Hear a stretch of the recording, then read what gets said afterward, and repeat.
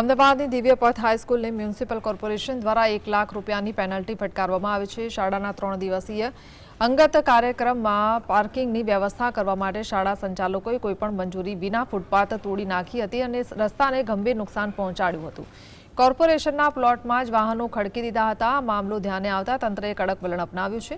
Naranpura ward office દ્વારા આદેશ કરાયો છે કે જો આગામી 3 દિવસ દંડની રકમ ભરવામાં નહીં આવે તો શાળા વિરુદ્ધ વધુ કાયદેસરની કાર્યવાહી હાથ ધરવામાં આવશે। महानगरपालिका द्वारा जे दिव्यपथ स्कूल है तेने 1 लाख रुपया जे दंड है ते करवामां आव्यो छे। जे दिव्यपथ स्कूल है ते दिव्यपथ स्कूल द्वारा जे कॉर्पोरेशन द्वारा जे फूटपाथ तैयार करवामां आवी हती ते फूटपाथ ने छे ते नुकसान करवामां आव्युं छे। साथे साथे मंजूरी वगर जे स्कूलनी नजीक जे कॉर्पोरेशननो प्लॉट है तेनो पार्किंग तरीके छे ते उपयोग करवामां आव्यो हतो अने आथी ज पश्चिम झोनना इजनेर खाता द्वारा स्कूलने 1 लाख रुपयानो दंड करती नोटिस फटकारवामां आवी छे।